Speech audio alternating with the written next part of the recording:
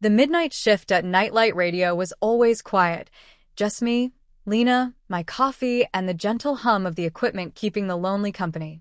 The call that came in at 3:07 a.m. was different. The voice was a strained whisper, asking, "Lena, can you see them?" I laughed it off, thinking it was a prank. "See who?" I asked. "The people," the voice insisted, growing more desperate. "Standing behind you."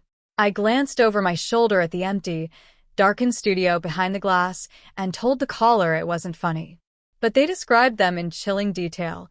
A man in a suit who wasn't blinking, a woman in a soaking wet dress, their eyes fixed on me. A cold knot tightened in my stomach. My eyes flicked to the studio monitor, the one showing my live broadcast feed. The room behind me on the screen was empty, just as it was in reality. A wave of relief washed over me. "You're good," I said, my voice shaky. "But I'm looking at the monitor right now. There's no one there." The caller's reply turned my blood to ice. "Lena," they said, each word dripping with dread. "They're not in the room. They're in the reflection." Slowly, I looked back at the monitor, at my own wide, terrified eyes staring back. And there, just over my shoulder in the glass, was the pale, blurred shape of a man. I whipped around.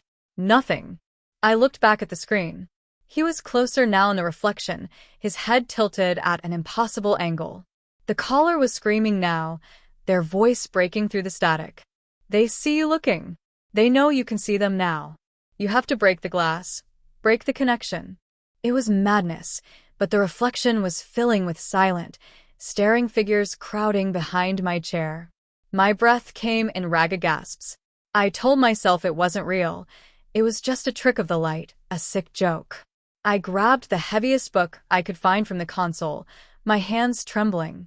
The caller's final shriek echoed in my headphones, a truth that shattered my last bit of sanity.